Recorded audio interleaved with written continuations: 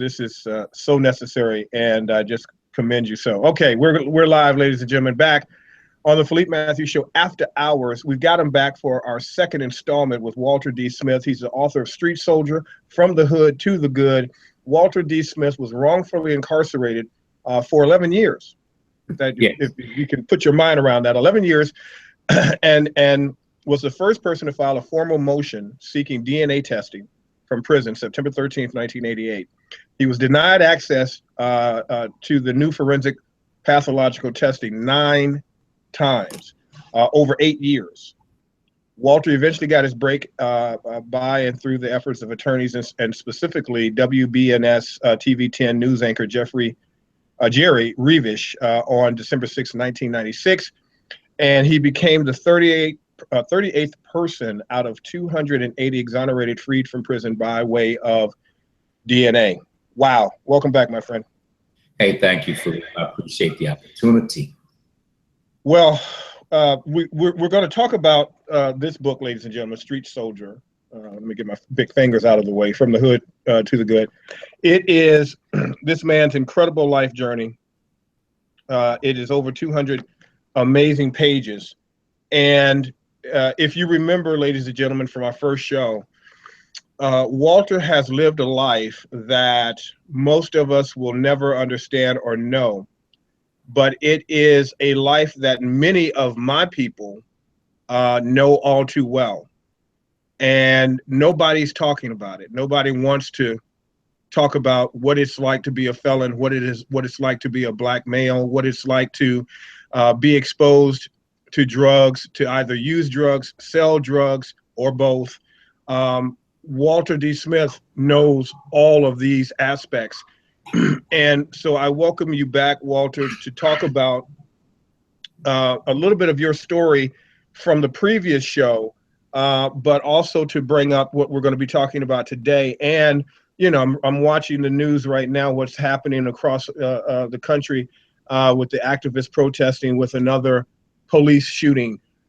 Give us a start about, I mean, you had $100,000 addiction to cocaine. I mean, you have gone through hell, which is probably the reason why you're so good at being able to teach heaven. I appreciate that. I want to start off first by thanking my lovely mother and father for blessing me with my genetics as a retired professional, 5-time bodybuilder. I have 5 titles. I have 4 powerlifting titles and have set world records in powerlifting. I just had both hips replaced 15 months ago, and I'm already back in the gym and ready to do another contest if I want to in another 6 months. Wow. So I give all that to my lovely parents because I come from a well-to-do background. I'm not that story that want to point at my mother and father and talk about how deplorable my surroundings were, because that was not my history. I came from great parents. My mother taught us to read 1 hour every day, and I live by that, and that's why I'm free. I'm the only person or the first person to get out of prison that got myself out. And the sad thing about that is I don't get interviews. And the reason I don't get interviews because when people want to do documentaries or interview people that have been wrongfully incarcerated, I will hazard a guess and suggest that 99.9% of the time, the first thing they're going to do is call the Innocence Project. Well, the Innocence Project denied my case. And really? Yes, they did. Now I'm friends with them and I am claimed by them. Now, why is that? Well, I think because I would like to know, and I just haven't had the time to research this history, but I was wrongfully convicted for raping 3 white women. I don't know of no one else wrongfully convicted for raping 3 white women. And I just thought about this in the last 3 or 4 months because I have not, other than you, I have not had one interview on this book that was published back in April. And on the mere fact that I was wrongfully convicted in America, sentenced 84 to 216 years, when we know the story of Oklahoma was burned to the ground with over 3,000 black people being killed because a black man allegedly looked at a white woman. In Charleston, South Carolina, they had a race riot there because of alleged black men looking at white women. All throughout Thurgood Marshall's work, which is another story that should be told, because he did a lot of stuff, but Dr. Martin Luther King Jr. was always the one put out in the forefront on the civil rights movement. But Thurgood Marshall did a lot of stuff behind the courts in the community, but he was down in Florida, all throughout the South, in Georgia, fighting cases for Black men who were constantly being accused of raping white women in America. So here come Walter Smith in 1985, after doing a robbery, driven by a $100,000 cocaine addiction, of which I was supposed to receive drug treatment in lieu of conviction pursuant to Ohio Revised Code 295104 as a first-time offender. All the drug paraphernalia in the car when I was arrested driving a company car as a new car salesman, dealership. They threw away all that evidence, but even though they tampered with the evidence, which is a violation, it's a third-degree felony, we can't indict these people. The court was still going to put me in drug treatment until I became a suspect for raping 3 white women. So I think that's one of the reasons that the Innocence Project, and I'm making a presumption here, did not take my case when I wrote them in 1989. They did an article in USA Today, 1989 paper, and they said, because DNA was just popping off at that time, and they said they had 200 cases and they were focusing on 20% of them. Well, mine was not one of the 20%. So I got all my legal documents from them and kept fighting for my own freedom. Wow. So here we are. Well, here you are with fighting your own case, becoming smart enough to fight your own case. Yes. I mean, it's a slap in the face to the Innocence Project that you were able to do this on your own. Well, let me say this, Philippe. I really love them. I have a very wonderful relationship with Barry Scheck, but here's what Walter Smith has been dealing with ever since I got out of prison. I've learned that I cannot tell the truth about my case because the truth hurts. And that's interesting. Yes, well, and because Barry Scheck and I are good friends. I am part of their family, but they did not get me out. My attorney made one phone call to them that probably lasted 3 minutes. So I'm part of their family. I've gone to their conventions. I personally rode around with Barry Scheck. Barry Scheck made it possible for me to get on the phone with my distant relative, Johnny Cochran. That Johnny Cochran is a distant relative. When I met Barry and told him that, he went back and got in touch with Johnny. Johnny called me and he looked at my picture in the Muscle magazine and said, "Yeah, cuz we kid all right. Look at them." Right? So I love Barry Scheck. And when one of the conventions, I rode with him and his wife, my girlfriend and I, everywhere we went, and we bonded. He loves R&B music, Marvin Gaye, Tammy Terrell. So we have a wonderful relationship. However, back in 1989, with all the evidence that Jerry Revish saw, because when Jerry came and visited me in prison in 1989, he said they railroad you. Well, obviously Barry Scheck and his crew, Peter Neufeld and the Innocence Project at the Cardozo Center in New York at the time, they did not see the same thing. So now, with me keep trying to get interviews and unable to do so, I only speculate that because I may be the only person out of now 350 of us that got out of prison with DNA, and I'm curious to find out, that was convicted for raping multiple white women, one of which is my best friend now. She and I are best friends. Who are you best friends with again? One of the victims. One of the rape victims and I are best friends now. I had to convince her that I did not rape her. You had to convince her? Yes, because when I was getting out of prison with DNA testing, thanks to Jerry Revish with WBNS 10 TV News, a Black journalist, by the way, who believed in my innocence. And by the way, Philippe, we don't make journalists like that no more. I don't believe there's a Black or white journalist out there today. And I must give credit to the Columbus Dispatch newspaper because their journalist team got about 4 people out in Ohio. Wow. But it would be even more direct and say, I don't know that there's a Black supposed to be journalist out there that would do what Jerry Revish did for me. That took a lot. Yes, because that took a lot. I don't see that no more in so-called Black journalism because we don't deal with Black issues like we did coming out of the 60s, 70s, and 80s. We just don't. Okay, but Jerry Revish got on board and he believed in my innocence. So when I got out with DNA testing on December 6, 1996, I'm getting all this news coverage all over the country. I was on 2020. I was on Barry Scheck's Hard Copy. They featured me for the whole show. Barry Scheck flew in from New York, California to give me a ride home in a limousine. Well, I'm getting all the media attention, and one of the victims was despondent because she felt that I had raped her. And plus, the prosecutor didn't say it publicly, but he said despite DNA testing, he still felt that I was the rapist, but he wouldn't say that on the camera. Help me with this. Mm-hmm. How would these women feel that you raped them if you were exonerated for DNA, meaning that there was no DNA, semen samples, anything, on them? How do they feel that you raped them? Walk me through this? This is very complicated. Real good. I'm glad you asked that question, and I'm gonna make it real simple in the latter. But in the front end, this is America.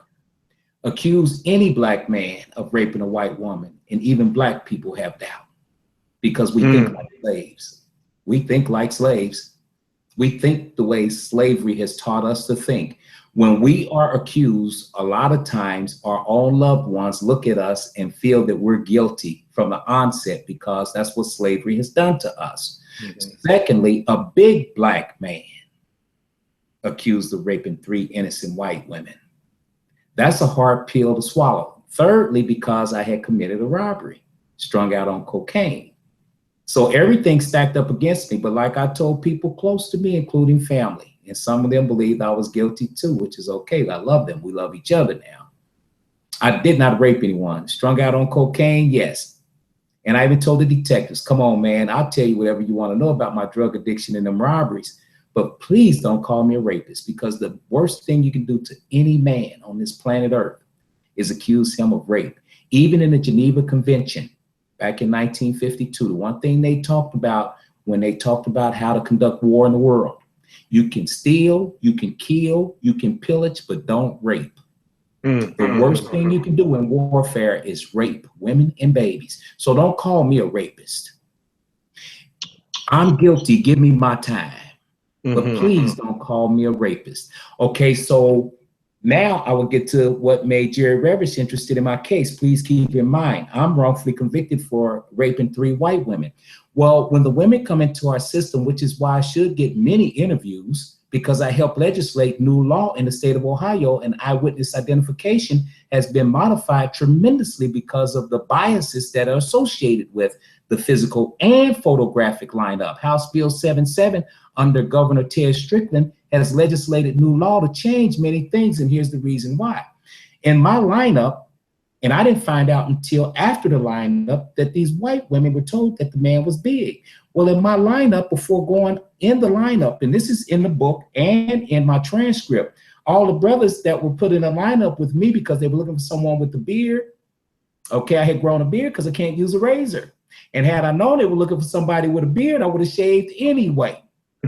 But the guys were all sitting around because I outweighed everybody by 40 to 60 pounds. Because even as we're sitting, the other 5 guys to go in a lineup with me, when I came in, they said, bro, if they're looking for somebody big, your ass is out. And I looked around and they were right, because a lot of them come off the street off that cocaine. And I knew a couple of them, and we laughing because I don't think that I'm going to be a suspect. But now that I'm a suspect and placed in the lineup, I outweighed everybody by 40 to 60 pounds, which means the lineup was tainted. Another thing, Philippe, is when they got me ready to be prepared for the lineup, they set me in direct view of everyone entering the county jail that morning with an orange suit on. Everyone. So when the victims came in, and I didn't know at that time, I didn't think about it until afterwards, because I waved at my attorney when he came in. A lot of people come in, when they're processed, I'm sitting right there in plain view, which means this system will do everything they can to get a conviction. And when the detectives were under scrutiny and being investigated for not investigating rape cases, here I come, which is why I wrote my book the way that I did, and why I'm going to respond to some of these police shootings the way I will, because being Black in America, you are already guilty anyway. We don't enjoy that innocent until proven guilty adage that America stands on. So when they went to these women and said it was a big black man that raped you, and then I'm in the lineup and the closest guy to my physical stature weighed 15 pounds less than me, they eliminated him from the lineup. So when these women all testified, and I believe them, that they did not get a chance to get a clear view of the rapist because of the things he did during the rape, pulling their garments over their head between 2 and 3 o'clock in the morning, 3 and 5 o'clock in the morning. He forced them and their faces into the pillow to keep them from seeing him. Okay, now with those facts, they never saw him. So whenever the detectives say, we got your suspect, and allude to that person being big, and then you put me outweighing everybody as big as I am, because even at 200 pounds, I look 220. You put me in the lineup and they pick the biggest guy in the lineup, it's a dead hit. Now, all that being said, hair did not match from 3 crime scenes. Fibers did not match from 3 crime scenes. Fingerprints did not match from 3 crime scenes. And my then attorney made a stipulation with the prosecutor to not discuss the blood test of my semen, of my blood, compared to the semen that was taken from the victims. In other words, 75% of the evidence did not match me before I was indicted. And the other 25%, my attorney agreed with the prosecutor to not discuss, which also excluded me. And that's why Jerry Revis. So now, did you know any of these 3 white women? I did not. Never seen Wow. one of them. Did not see them, Philippe, until I went to trial. And here's the thing. It hurt my heart to sit there and listen to them and watch them. And what hurt even more was to look at the jurors looking at me when these women testified how they had been raped, because I already know I'm going to be convicted, because that's the way the system is designed, which is why when white police officers pull up on black people, America's history already defined you as being the enemy, dangerous, bad, boogeyman. But if we go look at scripture in Genesis, we will see that everything cometh from the earth. Not going to get into all of that, but they have made us believe, and even we believe, and especially all white people through genetic coding and through historical teaching, even when people come to this country from other parts of the world, because here in Columbus, Ohio, we have the Ohio State University, and I meet a lot of people from all over the world. These people will tell you, they tell them when they come here, do not mess with the American black people. So we have that indictment already. So when the women all came to trial, and here I am sitting here, who else are they going to convict? Now, when I get out of prison, and this young lady keep calling Jerry Ravish in the Columbus Dispatch saying that I'm guilty, I suggested that they have her meet with me. And we came in the same room, and she was very angry for about 2 straight hours. And we let her just vent and vent. But before we left, she and I hugged, and we're now friends. I trained her. What was she angry about? Because she just, again, thought that I was the one that raped her. You can't make her believe. And I understand that, see, because again, Philippe, when the system say that I did it, that's all she knows. That's all she knows. She was raped. She was bothered. Her life has been destroyed, by the way. She's a nervous wreck. She's taking all type of counseling, psychological issues going on, hard to keep a job. And again, now we've become friends, and I help her actually. And I need a lot of help, but I help her. Okay, so once more, if she's been victimized in this great American system that we all live in and embrace through classism, because those of us that make it, just like those of us that made it during slavery, just like a few of us that was making it through Jim Crow, just like a few of us that was making it during the civil rights movement, just like a bunch of Negroes who make it now, who don't give a damn about a whole lot of us that could make a difference. There are always going to be a few of the classes, the house Negroes, that will be embraced by this system. They will hold it up even more than master. They embrace our Constitution when we ought not, because 10 out of the 15 previous presidents, I may have that number wrong, but many of the presidents in our earlier years, that number may be wrong. I know that 75% of early Jim Crow era presidents, or before slavery, during slavery, or people in the government. Anyway, it's a high number of people who wrote the Constitution and were presidents and the Declaration of Independence. 75% of them were slave owners. And I'm one that's vehemently against the Constitution. I cannot embrace that document. I think it needs to be rewrote. So eventually, so you applauded. I was looking on social media. You applauded Kaepernick. Oh, absolutely. Yeah, and it's a silent thing with a lot of us because we don't voraciously protest it, but we all understand what that means, and many of us, including myself, we don't honor that flag. I don't have a right to, because the flag has not honored me. It has not embraced me. Everything that this country was built upon has been through theft, deception, and the greatest crime committed to humanity, the theft of my great-great-great-grandfather over in Africa, who was minding his own business, did not come here on his own volition. He was brought here against his own will, and a far more courageous man than I would ever be, because I might have jumped. I'm glad that he did not. But here's the other beautiful thing, Brother Philippe, we don't read, which is why I wrote this book on a 6th grade reading level. We read. Our babies need to read. Brother Philippe, I had to go to prison to learn the importance of reading, period. I went in reading on grade level 6 and I left reading on grade level 14. That's how I got out. Reading will take you anywhere you want to go and teach you anything you want to know. So when I started reading, I discovered DNA. And then I studied how to practice law. I studied the Constitution. And then I put my attack together. By the way, the system never worked for me. Jerry Revish, the media, got me out. And even when he got me out, the system refused to pay me, and I had to fight for that. They refused to give me compensation, which was a meager $250,000, of which I paid $67,000 on taxes on. And everybody walking out of prison for something they did not do should get at least $1 million to start with. Because what the hell are you going to do with $190,000? I have to still work out here. But yes, a whole lot of us who have studied and understand the history, and I love this country too now, don't get it twisted. But I am cognizant and well educated on its origins and all the things that have helped keep us oppressed. What do you say to those people who say, well, wait a minute, guilty by association. You were a drug addict, a drug dealer. You were in the hood up to no good anyway.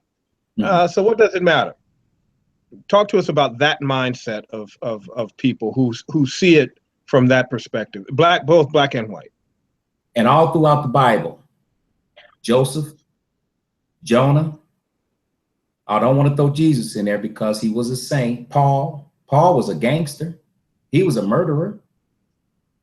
The point being, I think other than Jesus, all of us have made mistakes. So if you jaywalk, does that give them the right to sentence you to death in prison for something you did not do? Of course not. And I'm a man. When they caught me, you got me. Punish me. Whatever you have. I didn't even want to go to the arraignment because at the arraignment, they want you to plead not guilty. No, I'm guilty as hell. Punish me. Okay. But I did not deserve to be accused of being a rapist according to this country's constitution. And by the way, Brother Philippe, our laws are the best laws in the world. And the way our laws are written, they are designed to make sure that the innocent is not wrongfully convicted. And there's a saying in the paralegal circles amongst attorneys that it's better to let 100 guilty men walk free than to let one innocent man be convicted. And we know that's not true with all the white racist people who killed many of our people through lynching. Al Del Beckwith is one who killed Medgar Evers. And the reason I'm so close to that story, because the same attorneys that got me out represented him. Tried him. And their strategy was to keep filing all these different motions and all these different motions and all these different motions so he wouldn't die in jail. And they succeeded because they're telling me, because I'm following this thing. And they asked me, was I offended by them representing him? And I said, of course not. Heck, no, I'm not. Do what you do. Get me the heck out of here, you see. So I made a horrible mistake. I made a mistake because when Ernie Ladd, Buck Buchanan came into my high school and taught us from the Kansas City Chiefs, and I talk about them in the book, I tell of that story. What they said when they came into my school in the 6th grade was get an education and work hard and you can do and be anything you want in America. Well, what I want to add to that, because this is what they did not tell me, you are Black and you will always be discriminated against. So when you see it, you suck it up and know that you have to work 4 times as hard as white people. You have to take stuff that you don't want to take. Because when they just told me to go out and get a good job and get a good education, I did. Now watch what the problem is with that. And this is why in America, Black males, 3 out of 5 of us will go through this country's prison system.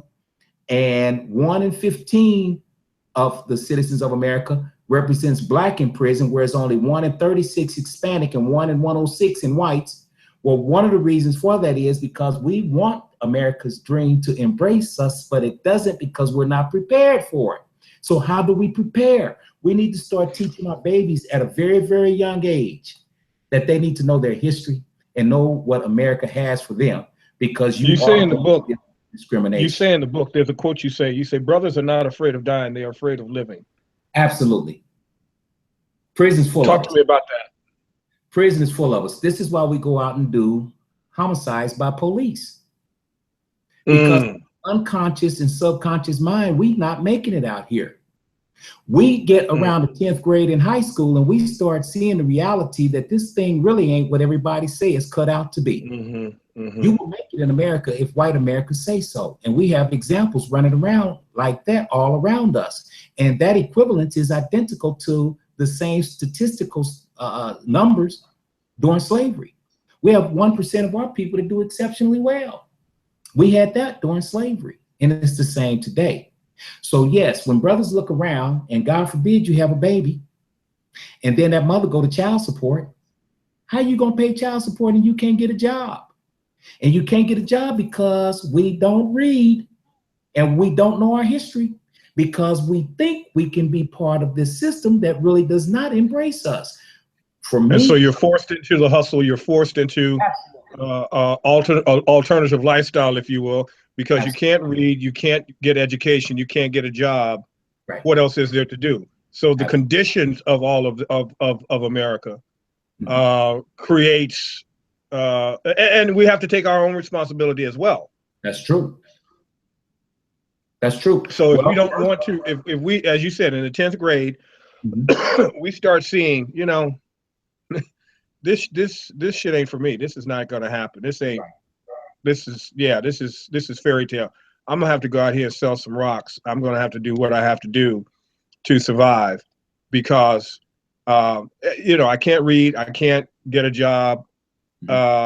Everybody's afraid of me already anyway because of where I'm from. I'm illiterate. My vocabulary might not be as well as Walter D. Smith or Philippe Matthews, so I can't articulate my way into a situation. What am you know, I've got a baby, maybe more, baby mamas, so on and so forth. Boom. It's at that point you become a career criminal. You have no other choice. And the example that I like to use for that is also in the book, is you take 2 mice and put them in 4 acres of land. That's America. When Mouse Henry see Mouse John, he wave and go about his happy way, because we own 4 acres of corn. We got plenty of food to feed our family. Let's take those same 2 mice and put them in a 4x4 cage and don't feed them for 4 weeks. And we're gonna hold a kernel of corn over their head for those 4 weeks. They see it up there, but they can't reach it. If it happened to fall down amongst them, what they gonna do to get it? I'll tell you what they gonna do. They're gonna kill each other. The #1 killer of a black man from 15 to 34 is another black man. And then we are out here protesting when a white officer kill us. Well, you when quoted Frederick Douglass in your book on that. Absolutely. Well, if a white police officer kill one of us, and if we happen to convict that officer, which is rare, if we do, he's coming home, and guess what? He's gonna make another baby. If a black man kill another black man, he will get arrested. And when he get arrested, there is a remote possibility the one arrested could make another baby, because there's a lot of sex with women in prisons nowadays, because they got, wherever you put men and women, there's going to be sex. But erase that statistic, the one in the grave will not make no more babies. So we are more deadly to ourselves. And people don't like when I say it, but I got all the statistics to support and prove it and back it up, which is what my cause is. I've been out here fighting fratricide for 35 years. I like that term. You use fratricide versus homicide. Give us the reason for that. And I've got another a backup question for you on that. What is fratricide? First of all, it's a French word. The word frat means brotherly. Side means to kill. Homicide, genocide, pesticide, infanticide, suicide. You put side on the back of any word. Heroin side. I should be in every school in America if you read those references in the front of my books. And that's just a small percentage of the references from principals and superintendents of schools from Connecticut to California, Alaska to Florida. But brother killing brother. We kill each other because we hate ourselves and we don't know how to love. And the reason we don't know how to love, because 80% of what we learn from what we see. Right. And we replicate, duplicate, emulate, and there's one more. I'm missing it right now. I think I'm missing this time. But we replicate, imitate, and duplicate 70% of what we see our predecessors do. So if mom and dad fought and argued with each other, there's a high probability, 70% chance that we are too. So we have to change a lot of dynamics in our community. And I have to clarify one more thing, my brother, because again, I'm all about brothers stop killing one another, because if we ain't making babies, we don't stand a chance, and we don't. I am an optimist, but now I'm an optimist that see life with realistic views. I don't want to sound so pessimistic and like we're doom and gloom, because for me, the solution to us getting out of this thing and edifying ourselves and quit depending on the government or white America, which are our brothers and sisters, because I don't have no malice in my heart for white people. I just teach history, and history speaks for itself. The institution of racism is alive and well, and I don't see it ending. I did put in the book what I think to be a solution to get it to end. I just don't see it because too many people benefit from it. And like Honorable Minister Louis Farrakhan says, the oppressor is never going to teach his oppressed to be his equal. And if we study history, it is replete with that real reality. You, in our last conversation and in conversations we've had on the phone, you hit me to a term called 2-for-1 or twofer. And that really changed me, because when you're growing up and you have all of this anger and rage, and part of that anger and rage is coming to a realization that you're not going to have the American dream. Part of that anger and rage is knowing that even if you tried to do everything right, which you have, you failed at it because the system failed. There was a glass ceiling, not even a glass ceiling, it was just a brick wall there.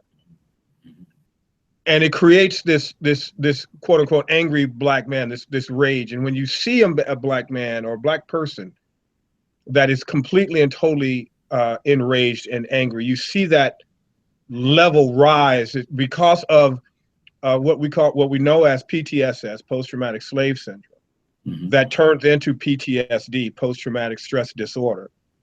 That we are no different than someone who has been coming back from war, because we're born in war and we're raised in war. And so we have the same things that our military are struggling with mentally.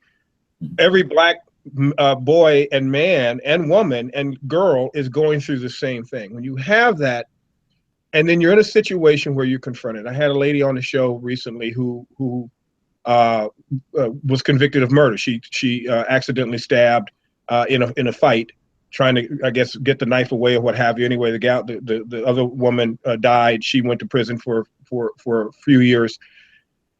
And that rage, that environment, what people don't realize when they are enraged, you say, I'm going to go out and I'm going to kill somebody. I'm going to go out and beat somebody's ass. I'm going to go out and assault somebody. I'm going to go out and hurt somebody.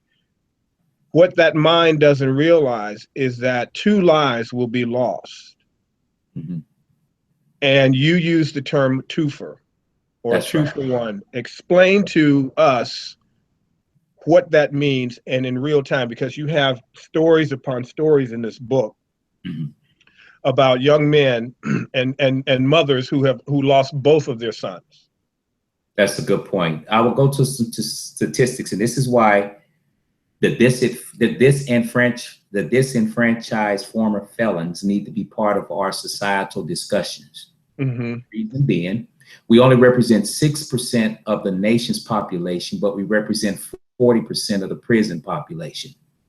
At any given point and time, there's 7 million people in the judicial system. That's the court system, all the way through probation. However, we got 2.2 million people in prison physically. Mm-hmm. Mm-hmm. Okay, with those alarming statistics, one of the arguments that all the Black experts, because when stuff go wrong in this country, they run to the same people. And I must caveat that many of them really are waiting for the next Black man to get killed by a white person because it's profitable. And the reason it's profitable, and they're not going to tell you this, and this is why maybe some of them won't give me interviews, because people know I tell the truth. I don't have nothing to lose.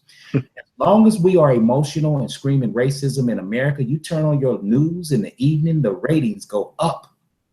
When the ratings go up, the revenue goes up. If it does not bleed, it does not lead the evening news. Mm-hmm. Tell me I'm wrong.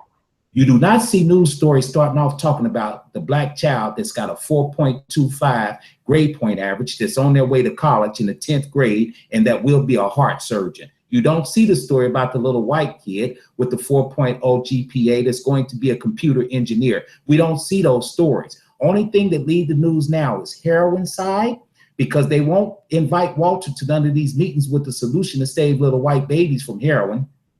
Or you hear about brothers killing brothers, fratricide. Okay, that being said, here's one that bothers me with all the Black experts. When white people call in and say, well, white people kill as many people as Black people do, which is true. But here's the distinct difference. White men represent 38% of the national population. Black men only represent less than 7%.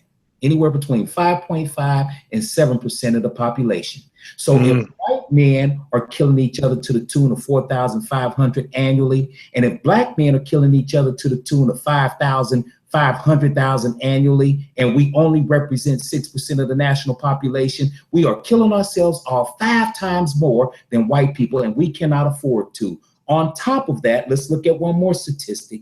From the 6th grade to the 8th grade, only 11% of Black males read at grade level. 47% of white males read at grade level. Now we'll get to your 2-for-1. When you cannot read, what the hell are you going to do in America? So they already know that many of these babies are going to die between 16 and 24, because 15 and 24, the number one killer of another Black man in that age group is Black. Why? Because his little behind cannot read. And when he killed that brother off, that brother ain't going to make no more babies. And when he get locked up, we got 2-for-1. And the greatest threat, and bear with me, this is why they took me off radio, but it's proven the greatest threat to American racism is the Black male species. Absolutely, 100%. Well, just say it again. Yes. The solution to America's racism is the African American species. If we simply stop killing one another, and 20% of those babies read and go to college and become scientists and economic, or become astute with economics and physics and computers, and we make money and we start spreading that around and around, our seed, because the white male species seed is deficient because of melanin. Yes. I'm not a racist. No, that's not racist. That's science. White anthropologists and scientists teach this. This is where I learned it from. Right. So as long as we're killing each other, it's called the Willie Lynch syndrome. That's right. Then the white power structure don't have to worry about us becoming wealthy. When white people die, the baby boomers between age 46 and 64, when they die and leave wealth to their children, they leave $11 trillion to their babies. When we die, we leave debt. Simple stuff. So my whole mission is to stop us from killing one another, because once more, brother, when we get to about the 10th grade, I've been in 1,000 schools coast to coast in America, and I've studied this thing well, plus the brothers in prisons. I've been in 1,000 prisons coast to coast, and this is what I have found with my own study. It's right about around the 10th grade where we start losing hope, and that's why we have a 45 to 50% dropout rate amongst Black males in America. You know, every time I have a conversation with you, I love you more and more because I love the fact that we can have a scientific conversation. It's not a, a, a, a, a white Emotional. folk bashing. It's not a racism bashing. It is actual historical fact, scientific fact as well. I just did a show that's trending right now on YouTube about how America's what I call population control and eugenics program. Mm-hmm. And black on black, creating the black on black crime scenario and death scenario is a eugenics program. Mm-hmm. And it's fascinating because it is a way for them to control the population by allowing us to become to tag us as criminals. The recent situation that happened with Mr. Crutcher, Mm-hmm. where the cop in the helicopter was saying, "That's a bad dude. Looks Mm-hmm. like that's a bad dude," criminalizing the black male, so that we do end up killing ourselves, killing each other. We are not able to become economically viable in society, and our seed cannot continue to carry on and change the economics of this country, change the voting rights and history of this country. And you're dealing with a population of people who are dying. You know, in one sense, you say, well, you know, it's pretty smart for them to figure that out, you know, hundreds and hundreds of years ago. But it's diabolical in the sense of the way in which they're going about doing it. Mm-hmm. I say that to say, do you feel that this is, even though we have to take responsibility for ourselves and our action, do you feel that it is the conditions that we have been placed in Mm-hmm. that, kind of as you said earlier, with if you take those two mice and put them in a 4x4 with the kernel hanging overhead, are we puppets on a string here? That, you know, we're kind of forced into this. Mm-hmm. In your book, you give a solution to the problem. Talk to us about the solution to the problem, and are we really victims of this situation, puppets on a string that we can't get out of? I'm glad you said that because, brother, let's go back and revisit Walter Smith coming from a good background. And here's one of our problems. I could have blamed some things about my parents that they were flawed with growing up, but I edify them because they gave me life. I could have blamed my community and my kinfolk who were elite dope dealers. And I do say that in the book. Instead of them teaching me how to sell drugs, they should have said, look here, little cousin, you better go out there and run that football and get a scholarship and go to college, run the ball in college for 3 years, go to the NFL for 4, go back to law school and become a senator in the United States and become the first black president. They didn't teach me all of that. I can keep on going down that list, but you know what I learned, Philippe? When the officers, 2 things I'm gonna point out here.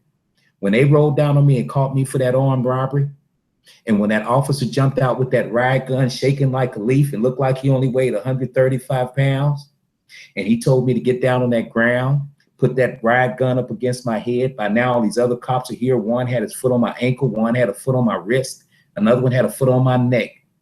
Nigga, if you move one muscle, we'll blow your brains out. Then they told me to get on my knees and place my hands behind my head, and I kept laying there. They said, get on your knees. You just said, if I move, you're going to kill me. I decided that I wanted to live. And what's my point, Brother Philippe? I can point at racism. I can point at slavery. I can point at the frailties of my mom and dad. But after 8 years of age, because when you go through a rites of passage over in Africa, at 8 years old, they send you off into them woods and you better come back with something to feed the family with, or else you don't become a man. So after we become the age 8, whatever we do, we don't blame nobody, Philippe. So when I was laying on that ground, I said to myself, please get these handcuffs on me, because everything that everybody had given me up to this point, the church, the education system, the community, the football players from the Chiefs, none of it has worked for me. Get these cuffs on me, send my black ass to prison, and let me try something else. I took responsibility for my own actions, Brother Philippe, And until we as a group of people take responsibility for our own actions, and I'm gonna give you another example. Columbus, Ohio has the second largest Somalian community in the United States. We had 20,000 Somalians come to America in 1995, the year before I got into prison. In Minneapolis, Minnesota, they had 30,000. But let me speak about the ones here in Columbus, Ohio. I've counted 19 grocery stores. We got a half of one. I've counted 8 car dealerships in Columbus, Ohio. I only know of one Black owner, and he's got partners that are white. I've counted 1 gas station. And the reason I know they got this gas station, because my doctor friend talked about buying it way back in 1982 on a major intersection. I've never seen a Somalian walk down the street with a white woman. I ain't speaking of racism. I've never seen a Somalian female walk down the street with a white man. My point is, integration destroyed us. Somalians are doing extremely well in Columbus, Ohio.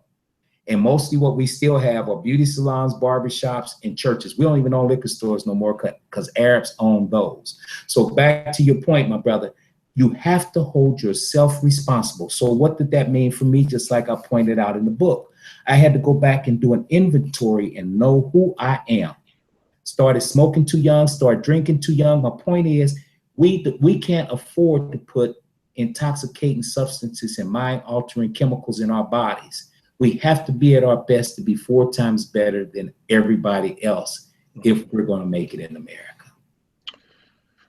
So looking at making it in America, looking at what recently happened just this week, that's on the news right now, this white female police officer pretty much just gunning down this Black man who has his hands up, who's completely unarmed, whose car broke down. Your perspective. Good one.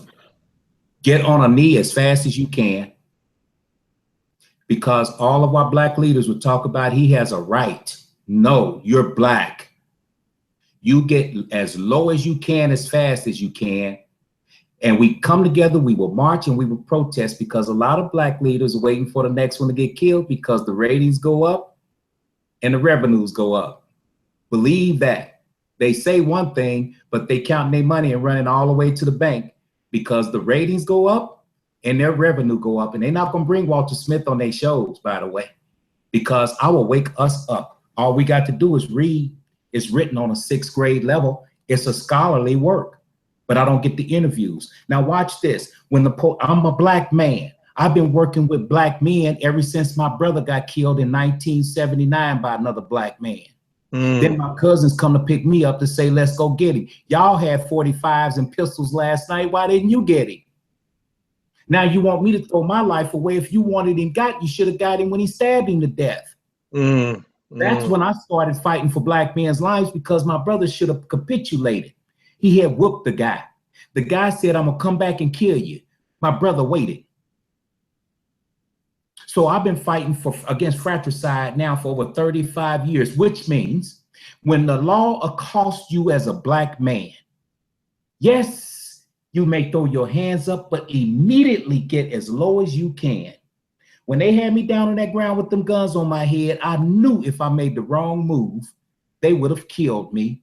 Now, that being said, brother, I would rather be tried by 12 than to be carried by 6. I walked out of the penitentiary and took care of my demented mother with Alzheimer's and dementia, who died from a failed kidney that needed 24-hour care. So all of us out here screaming, the white man killing us and the white man and our rights, you don't have no rights. They will kill you. And if you study the history, they've done it and gotten away with it for years. How many Black men have been sentenced to death for killing? How many white men have been sentenced to death for killing Blacks? I think 2 or 3. How many Black men have been sentenced to death for killing whites? 20 that were innocent. So we don't have the same rights. And again, I got kicked off the radio for saying Black only, white not allowed. It's in the Street Soldiers chapter. Nothing towards white people. All I was saying is, Black folk, we need to have a serious conversation. We love our white brothers and sisters, but we got problems. They hurried up and ran me off the radio. Now watch this. the Black Lives Matter movement in Columbus, Ohio don't like me because I say, well, y'all keep screaming about the police killing us because I'm going to keep focusing on brothers killing each other. You damn right, Black Lives Matter. We better start acting like it, because when we show more respect for ourselves, I'll guarantee you other people will respect us too. So Absolutely. when a white officer pull up on you, I don't care how innocent you know you are. Mm-hmm. I'm not saying that they're not going to still shoot you in your head when you take a knee, but damn it, you better take your chances on going straight down. Because if you make the wrong move, and that's what this brother just did, that's what Mike Brown did in Ferguson. If you make the wrong move, Tamir, the brother that got shot at the recreation center with the gun, if you make the wrong move, the brother that got shot down in Dayton with the toy gun, if you make the wrong move, black men, they will kill you, and a dead man can't speak. Take me to trial. Wow. Thank you for that, man. What you just said, I'm hoping this gets to as many black men and black boys as possible, because you've just saved their lives. Take a knee. It makes all the sense in the world. And I know some of you might be saying, oh, I'm not going to take no weak position, punk ass cop, fuck all that. No. This is about being alive and staying alive. Because if you take that knee, even though you might appear like you did nothing wrong or whatever, when you appear docile and meek or whatever, you are alive. And so then you become smarter than them, because now they have to do something. Because you've taken that knee, now they have to create a case even if there's no case. They have to prove that you're wrong, even though you're not. But you're alive. You'll be able to fight it in court. If you're dead, you can't fight anything. That's right. That's right. I so appreciate you, brother, for that. I so love you for that. Thank you. Let's go back and recap it and revisit it one more time, because because we got still more to talk about. We ain't done. You're the only person that's given me, brother, just the mere fact that I got myself out of prison with DNA and now am an author. You would think I'd be on all TV shows to see what I'm up to next. Don't mention the fact that I reduced or led an energy in Columbus, Ohio to reduce the homicides, pursuant to Mayor Michael B. Coleman's request to help reduce the homicides in Columbus. Me and another felon, we led an energy and reduced Columbus homicides to the lowest number the city has seen in 16 years. Two felons. So every time they're on the news talking about the killings in Chicago, I've called the mayor, I've called the police chief, I've called the governor. You know what they tell me? Write a proposal. This is a matter of urgency. That's what's wrong with you now. You're only using the education that the university gave you. Well, I'm a proud graduate of Mandatory University USA.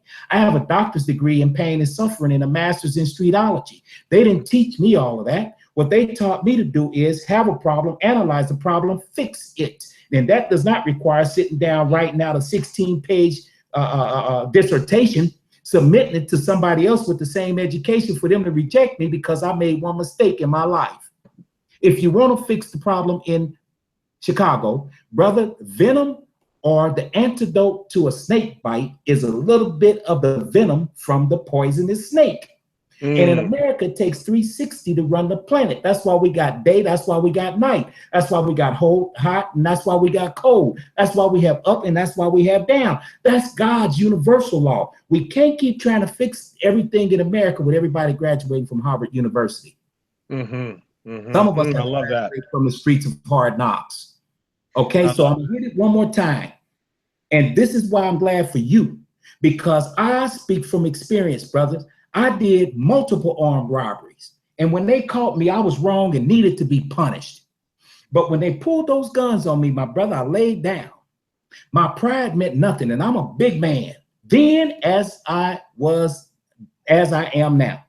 And I knew that they would kill me, because that's one thing I do remember all the men telling me when I was growing up: don't get in trouble with the law because they will kill you. Quit screaming about your rights, because we don't have enough autonomy in America to holler about our rights. If the police pull up on you, immediately get as low as you can. Don't ask them why.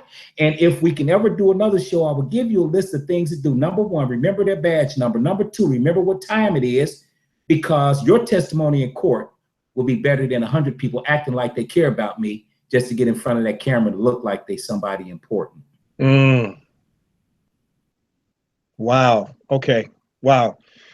Well, you know, I love you. You're amazing. You're amazing.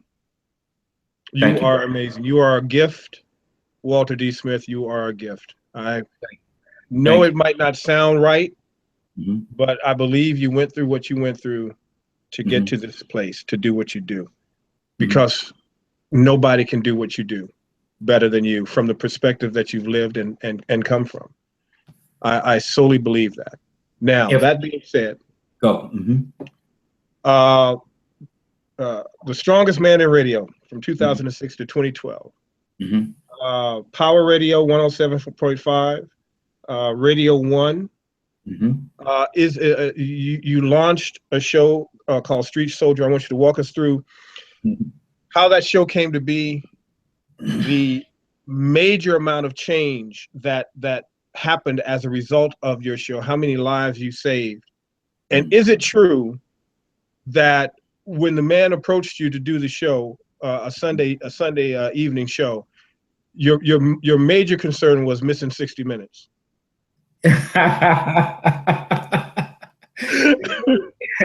It really was. When they because when they called me, I thought they wanted to do an interview about my wrongful incarceration.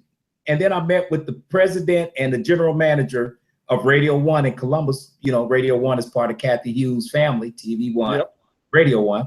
And I'm thinking they're going to say, well, we want you on our first show called Street Soldier. Well, at the time, they didn't have the name. But we want to interview you on our first show. They said, no, it's going to be your show. I said, it's going to be my show. They said, yes. I said, well, when am I going to be on there? They said, Sunday nights from 7 to 9. I said, not 7 to 9, man. I watch 60 Minutes religious. But of course, that went by real fast. But before I explain that, I want to make this point back and go capture something. Then I'll evolve into Street Soldiers. By the way, the book was supposed to be called From the Hood to the Good. Jerry Revish titled the book. But I kept Street Soldier to explain what I'm about to explain because it's good stuff. But before I get to that, this is very important, Philippe. Our Black leaders keep talking about white officers having sensitivity training. They need to come into the Black community and learn how to get along with us. They need to know us. That does not make sense, and here's the reason why.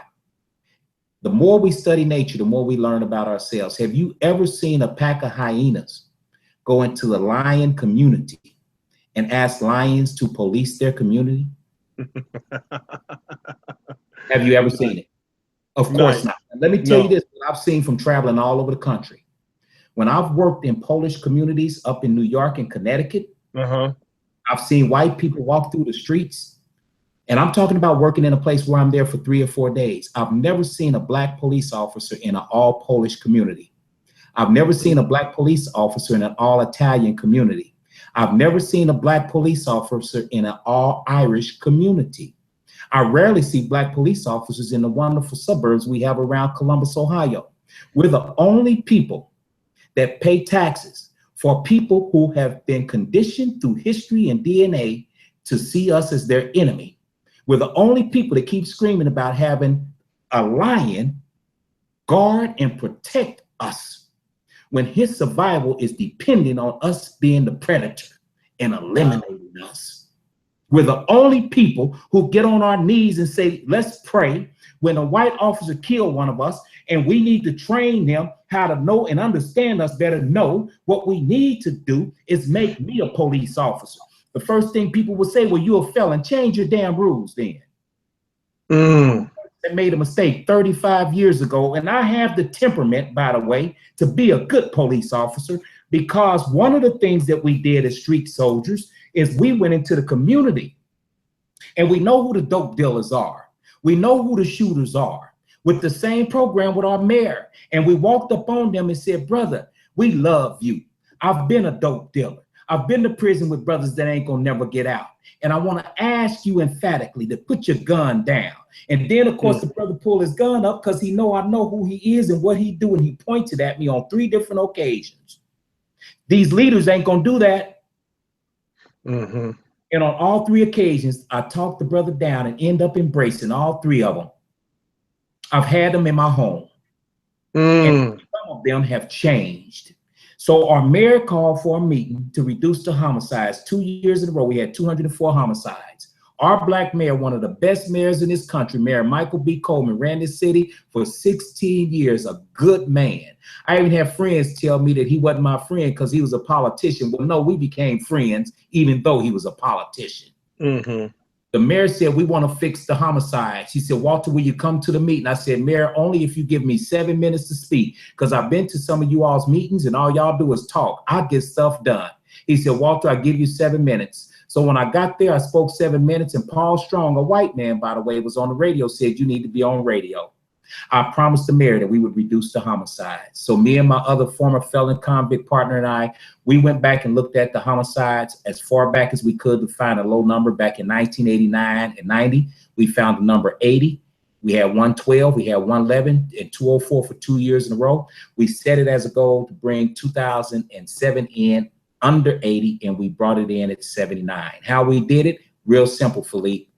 Every Sunday night, one of us that were disenfranchised, now we're on the radio.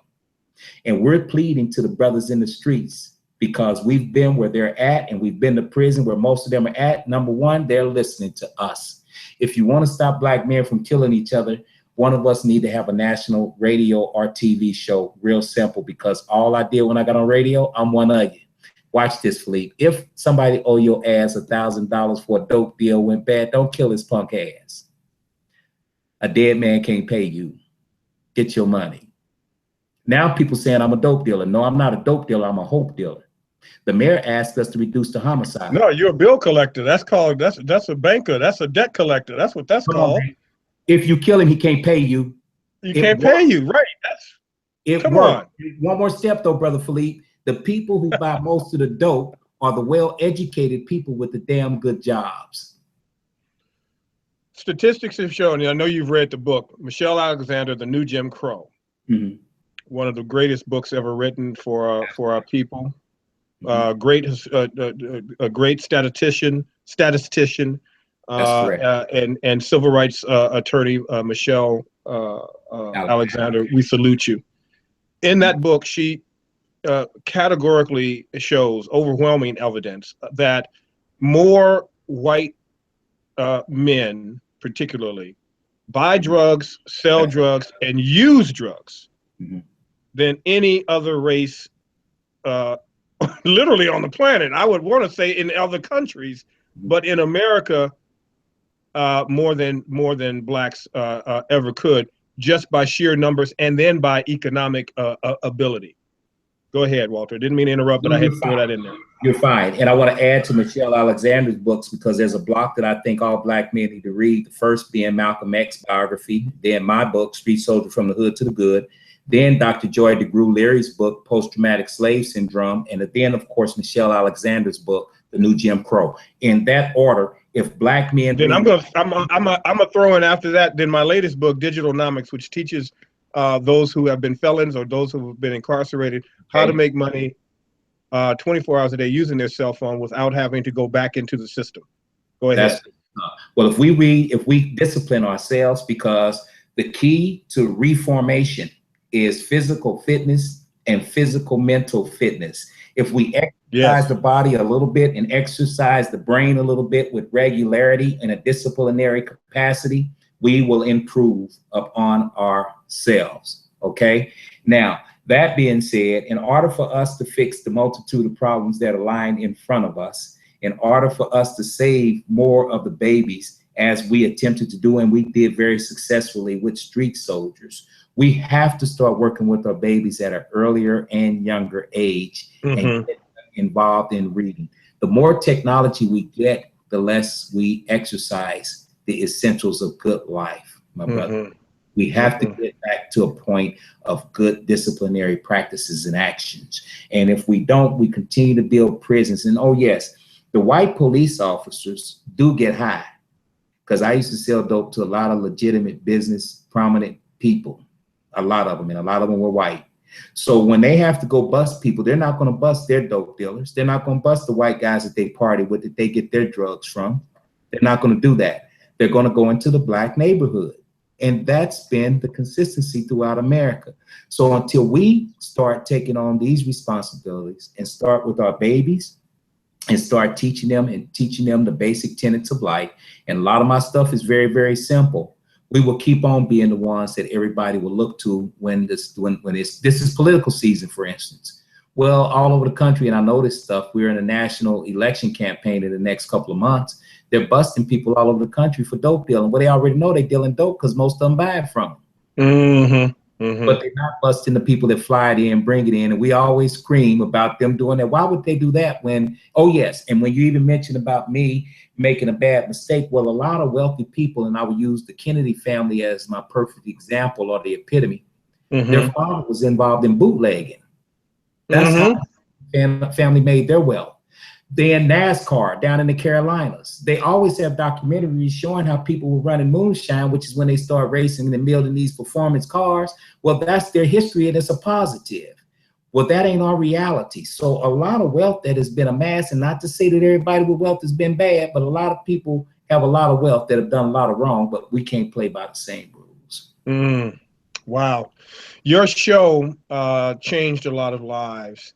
Talk to us about, you had a day where you gave away dictionaries. Oh, yes. Everything we did, let me say this, out of the 6 years I was on radio, I believe we only did 2 shows where there was only myself and the engineer in the studio. In other words, every weekend we made sure we had guests, even to the point it became a problem for the staff. Because on one Mother's Day, we had about 60 children in the building, and to my fault, stuff got stolen because we weren't watching all those children, and it really upset the station. But yes, we did a dictionary giveaway. The solution to fixing our problem is real simple. Read. Reading will teach you anything you want to know and take you anywhere you want to go. We simply have to read. So yes, we did a dictionary giveaway. We gave away 60 dictionaries in conjunction with the YMCA, which is a Black YMCA in Columbus, Ohio, because that's where the people had to pick their dictionaries up.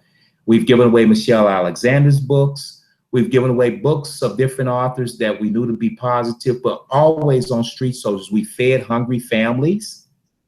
We've gone to court for juveniles that got in trouble with the system. We were a radio talk show. We've picked up paper and trash in people's communities where they sit in their house and watch us pick up paper in their yards and won't even come out to give us a glass of water. But that wasn't the issue. The issue was we set a goal to go into communities and do a service. And when we were on the radio, we were visible and hands-on in the community. And we have a list of many of our accomplishments, but not all of them in the book. Wow. Unbelievable. You also did DNA testing. You did a show on DNA testing and helping people get DNA testing. Walk us through that. How did you do that? I'm not remembering that one. On DNA testing, we did a show. I'm sure we did shows on DNA testing. I'm trying to remember. And I even thumbed through my own book before we got down here. I cannot remember the specific show that we did on DNA. If it comes to me before we finish, then I'll go back and recapture that. Or you say something that triggered my memory. No problem. No problem. You know, a lot of people don't know this, but we have something in common, because Les Brown was responsible for me getting in the business. I would not be here if it was not for Les Brown. I wrote a book called My Four Fathers. He was one of them. He was like a father to me. Yes. And I remember seeing him on PBS doing You Deserve way back in 92, I think it was, or even before that. Might have been before 92, might have been 1990 something. Anyway, I remember interviewing him. I remember him telling a story about sleeping on the floor in the Penobscot building. I remember him telling the story about, Mamie Brown and his mom and just his entire story. And I remember him talking about how he was a state legislature and then moved into radio. And who would have ever thought that I would be talking to Walter D. Smith, who was on the same radio station that Les Brown was on? And Les Brown, that's crazy, man. That's crazy. When I got the call that I was going to have my own radio show, and I have to laugh because a lot of people, I spoke a lot between 1998 and 2008 when I took care of Mother, but especially between like 1998 and 2004-ish. And all over the country when I was speaking, people say, you laugh and sound just like Les. Well, of course I did, because I was studying all his stuff. Exactly. So Les called me one day. He said, "Is this Walter Smith?" I said, "Yes." He said, "Is this the great Walter Smith?" I said, "Yes, it is. Now that you call me great, I am." He said, "Well, this is Les Brown." He said, "I've heard about you, and people tell me you going around the country because you have stolen my stuff." I said, "Well, Les, I'm guilty as HECK because I have. I even laugh like you because you are my mentor. I studied him. I mastered the way he present himself on stage. I memorized things the way Les Brown does. I entertain the way Les Brown does. So when I got the call to do radio, the first thing came to my mind, because he was kicked off radio too for being too true to his activism. Mm-hmm. So when they first told me I was going to have a radio show, I was happy and jubilant. But then I thought about Les Brown. I said, it won't last long, because I'm not going to be a house Negro. Mm-hmm. I'm going to be grassroots, and I will always represent the disadvantaged and those that don't have a voice. And I know that my career in radio will be short, because I'm going to model myself after Les Brown. By the way, he and I finally met. We met in the convention center here in Columbus, because every time he would come to Columbus, I was out of town traveling, and I happened to be in a convention center for something, and I'm going down the escalator. He was sitting there eating breakfast, because he kept saying we had to get together. And yes, Les has had a lot of influence on who Walter Smith is as a speaker. Well, you have had a lot of influence on so many men and boys in the prison system and outside of the prison system. I thank you for your work and dedication. How many times do you speak in prisons in a calendar month? Well, my best state is Pennsylvania, and I lost them for a few years, but we got them back last year. Pennsylvania is very proactive in program. And here's one, I got to tell one of the sad stories, and I got to do so without tearing up. And this is why I'm so adamant about us taking a knee when the police walk up on us, because we killing ourselves enough. So if we save the brothers that the police are killing just by capitulating and surrendering, there's a good start. I was doing a program this past February, because I worked in about 3 prisons for a whole day after speaking, because they invited me on the spot to come back and do programs. And one of the things that really disturbed me at one of the programs was, it's an all-day event. We get to the prison, those of us from the community, around 7, and we're there till 4. To sit there and listen to these eloquent, good-looking men who are now 58-ish, because I've been 28 for 30 years, so we're the same age, to look at these good-looking men and to listen to them in the state of Pennsylvania, who were arrested at 14, 15, 16, up to 18. Life is life in Pennsylvania. They don't come home. And it's sad. And these are good brothers, if given another chance. And to sit there at this program, even though I've been in 1,000 prisons, I've been in prison myself.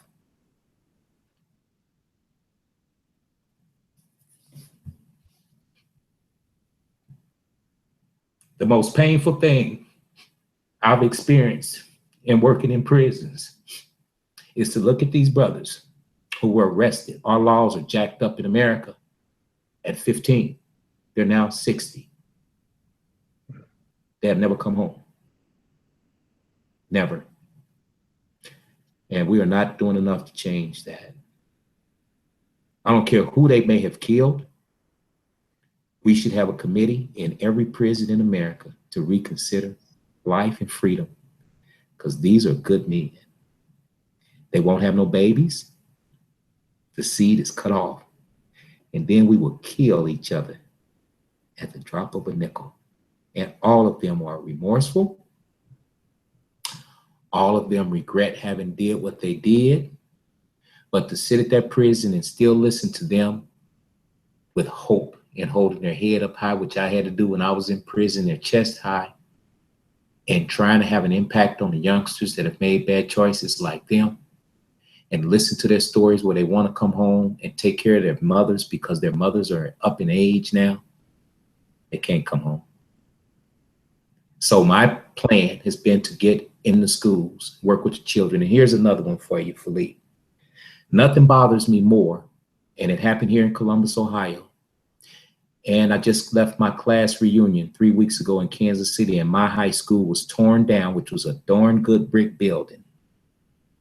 And they put up another stuff of concrete.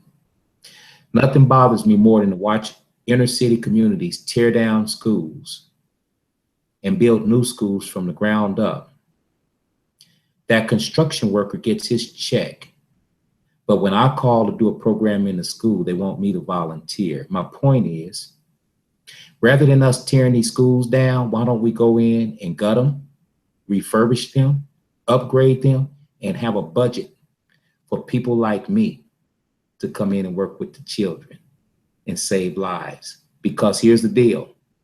People get into political positions and they come in and tear these buildings down. That does not make better students. And then they can say, look at what we did in the Black community. But then when somebody want to come in and teach the baby, we don't have a budget. However, the white builder that built the building, he can send his babies to college off the contract alone, where he made $1 million just to build that school. Mm-hmm. But then when I come in to teach my babies, everybody want me to volunteer. They didn't ask that contractor to volunteer, and I'm gonna build lives. He's just gonna build a building, but I have to volunteer. It's rough. That puts it in perspective. Thank you. Walter D. Smith, thank you for being with me today.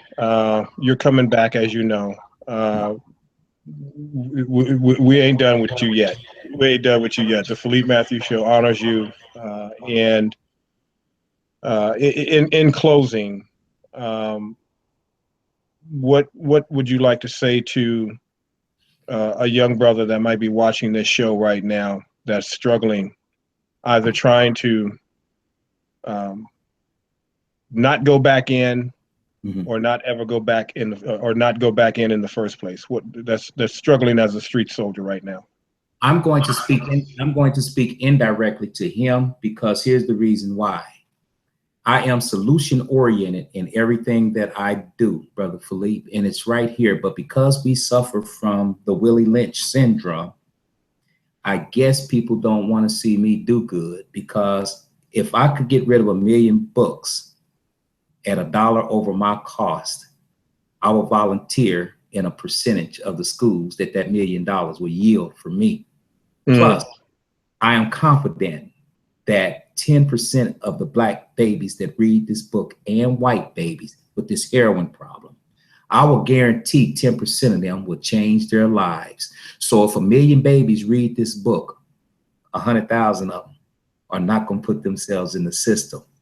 I can't afford to give that many books away. So my emphatic plea as we speak, and I've had some prominent white people donate money to my cause, haven't had any Black yet.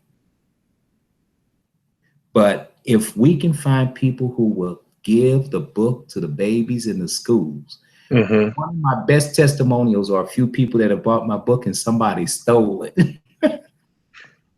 If somebody's stealing it, I like that, right? So my thing is, we don't read.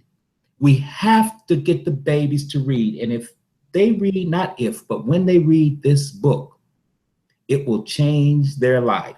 Because had I read this book, and I wrote it with this in mind, had I read this book when I was 12, I would have never smoked a cigarette, smoked weed, drunk liquor, marijuana. I would have never picked up a gun. I would have been the first Black president of the United States had I read this book, because I'm older than President Barack Obama.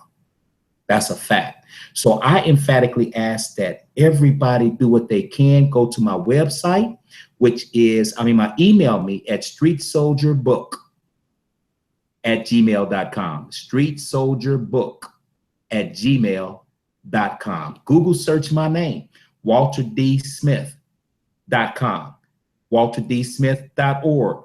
If you are somebody that has community connections or you have charitable wealth, contact me and get me into your suburban schools to get the babies off heroin. We don't talk about enough prevention at this heroin problem, because if it don't bleed, it don't lead. If the rate go down, the revenue go down. Get me into these schools. The book is an excellent work. I've worked painstakingly hard to fix it. And one more thing I want to share with you on your show is, again, I'm solution oriented. When I go into schools, I always give babies something. I give them the hot card in place of the brochure I used to have, and I'm giving them this card. Both of them have the cover of both of my books on it, but watch what I've done. And here's the solution to the multitude of problems we have in America. We don't talk about solutions enough. We know that racism is a problem, and race relations between white officers and black men is at an all-time high, but we never talk about something universal to fix the problem. And another thing that I saw, Brother Philippe, in being in over 1,000 schools is this. Schools that I've gone in where they do a pledge of allegiance, they have a prayer, and or they have a moment of silence. My assemblies are always near perfect. They've taken prayer out of school because of the word God. They've taken the Pledge of Allegiance out of many schools because of the word God. So I have revamped the Pledge of Allegiance, and this is how it's read.